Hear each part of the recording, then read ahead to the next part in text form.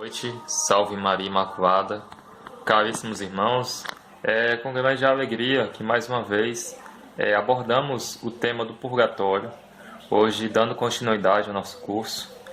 Você é convidado a estar conosco, se aprofundando deste tema tão importante para a nossa salvação, que faz parte dos novíssimos, ou seja, as coisas que sucederão ao homem no final da sua vida aqui na Terra. Então, como dito na aula anterior, aqueles que morrem em amizade com Deus, mas não estão purificados totalmente, são levados, para esse estado da alma chamado purgatório, em que serão purificados de todas as suas penas temporais, perdoadas, através do sacramento da reconciliação, mas que ainda residem em seu interior, na sua alma, essas penas temporais que são expiadas no estado de alma chamado purgatório. Então, como nós ficamos de abordar nesta aula específica e sobre as indulgências, sobre esse benefício de Deus para que possamos expiar, em vida pelas almas, que padecem do purgatório. Hoje nós vamos entender então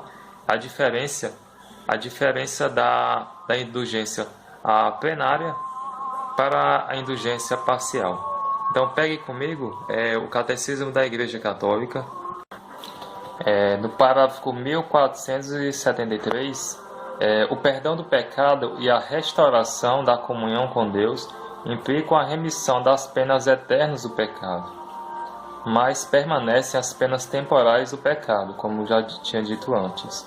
O parágrafo 1498, pelas indulgências, os fiéis podem obter para si mesmo e também para as almas do purgatório a remissão das penas temporais, que são sequelas dos pecados. Então, nós vamos entender aqui a diferença desses dois tipos de indulgências, a indulgência plenária e a indulgência parcial. A indulgência plenária, como ensina a Igreja, o próprio nome diz, ela redime totalmente a pena que a pessoa teria que cumprir no purgatório, enquanto a parcial redime só em partes.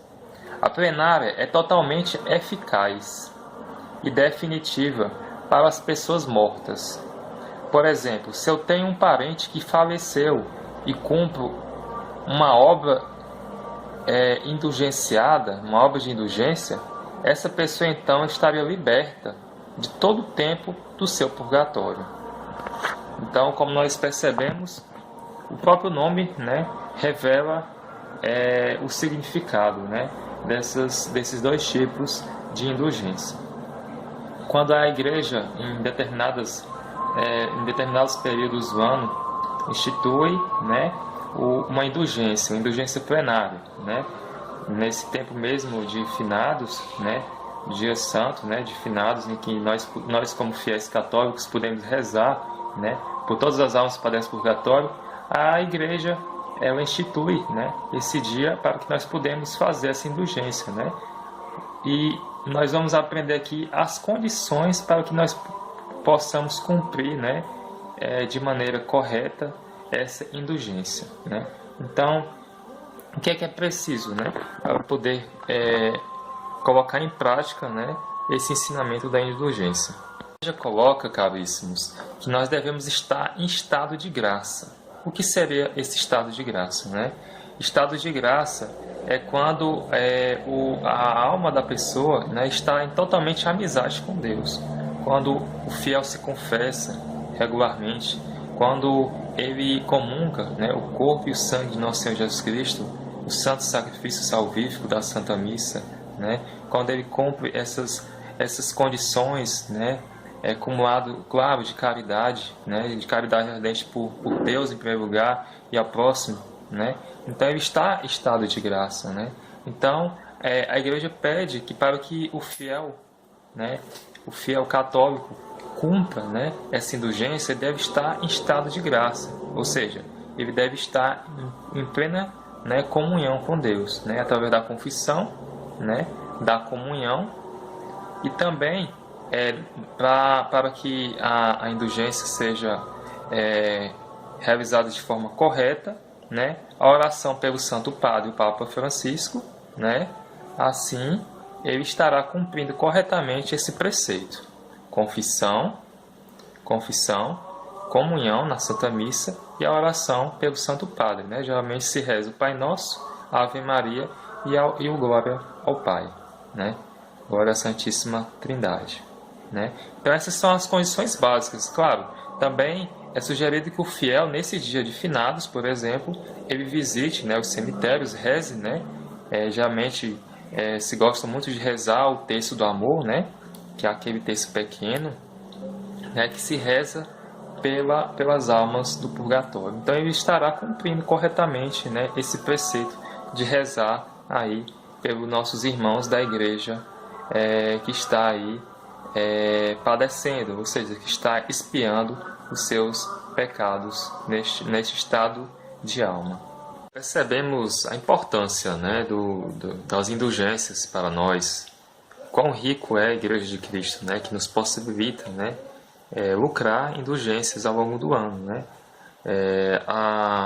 O manual das indulgências, né, instituído aí por Paulo VI, né, o próprio manual de indulgências, né, nos traz, né, o roteiro de como lucrar as indulgências, né? Na Constituição Apostólica Indulgentiae Doctrina, né, ele recorda, né, algumas verdades em que o magistério nos ensina, né, assim como os santos nos ensinam, né, a importância das indulgências para a nossa vida. Dentro de outras coisas, né, é ensinado que as indulgências plenárias, né, elas podem ser obtidas a todo dia do ano, né, pelo fiel católico, e uma vez por dia, né, a não ser naquela condição que se lê em articulo mortis, né, ou seja, na hora da morte, né, em que o fiel pode lucrar mais de uma indulgência naquele dia, né, porque se trata de um caso, né, de um caso particular, né, um caso extremo, na hora da morte. Mas geralmente é possibilitado ao fiel lucrar uma vez ao dia uma indulgência plenária, né? E, como eu falei, há as condições, né? A primeira delas, meus irmãos, é realmente não desejar pecar, mesmo que venialmente, né? Tirar mesmo, né, todo aquele apego ao pecado, mesmo venial, né? É uma condição valiosa. Assim como eu comentei antes, a confissão, né, está mesmo em estado de graça, confissão, a comunhão na Santa Missa, preferencialmente na Santa Missa, né, a oração pelas intenções do Santo Padre, né, caso o Santo Padre Papa Francisco, né, devemos rezar como de costume reza-se o Pai Nosso, a Ave Maria, o Glória ao Pai, né. Então, juntada com esse desapego ao pecado, mesmo que venial, né, estaremos aí cumprindo, né, certamente, né, as condições para lucrarmos as indulgências todos os dias, né, as plenárias, né, porque nós devemos lucrar sim as plenárias, né, porque é a que liberta, né, todas as nossas penas temporais, né, do purgatório, né, todas aquelas nossas penas, né, as nossas ou das pessoas que já estão mortas, né, das pessoas que já se encontram lá no purgatório, né. Não se pode rezar por alguém que está em vida, né, querendo expiar aqueles pecados das pessoas que estão em vida. Não existe isso, né. Ou é para a gente, né, para que, com a graça de Deus, irmos pelo menos para lá, para o purgatório, né. Nós desejamos o céu, mas, claro, estamos sujeitos, né, a estarmos também levando conosco, né, essa carga que faltas de pecados que precisam ser expiadas. Então, com a graça de Deus, se formos para lá, ao cumprir todos os dias, né, essas condições, né, e as indulgências plenárias, estaremos com certeza já expiando as nossas penas temporais, assim como também das pessoas que já se encontram no purgatório, tá bom? Então, o próprio manual das indulgências eu trago aqui, né, nos ensina melhor sobre as condições, como eu já disse, né? E sobre alguns atos, né, práticos, né, para lucrarmos as indulgências. Aqui pode-se dizer: são dignas de especial menção as concessões que se referem a obras pelas quais o fiel, executando alguma delas, pode ganhar indulgência plenária em cada dia do ano, valendo sempre, né, segundo o qual só se pode ganhar uma indulgência por dia. Aí cita-se alguns, né? Adoração ao Santíssimo Sacramento, pelo menos por meia hora, já é uma concessão. Outro, que aqui é um a outro, né? Mas a adoração está em primeiro lugar. Depois, a leitura espiritual da Sagrada Escritura, ao menos meia hora, né? Com atenção e devoção, logicamente. Piedoso exercício da via sacra, já é outra concessão. E também a recitação do Santo Rosário, né, de Nossa Senhora, né, na igreja, né, ou no oratório, né, em casa, né, ou na família, ou na comunidade religiosa, ou em piedosa associação. Né. Nós, por exemplo, na Associação do Servo de Maria, rezamos todas as sextas-feiras, né, lá no Santuário de Lourdes, às 6 horas da manhã. Você está convidado a participar conosco. Então, aqui são algumas concessões, né, para lucrarmos as indulgências plenárias, né. Aqui, no item 4, né, do manual, nós podemos tirar uma dúvida, né, que às vezes as pessoas nos perguntam: sim, mas você falou da diferença, né, da indulgência plenária para a parcial, mas na prática, não. A indulgência plenária é que nós todos desejamos, né, realizá-la, porque, como eu disse, ela expia toda a pena, né, do purgatório, né? Mas, claro, às vezes nós não realizamos o ato, a concessão, por inteira, né? Então, o item 4 aqui explica: se a obra, enriquecida com a indulgência plenária, se pode dividir ajustamente em partes, né, como o Rosário de Nossa Senhora em dezenas, né, em mistérios, que por motivo razoável, não terminou a obra por inteiro, pode ganhar indulgência parcial pela parte que fez. Ou seja,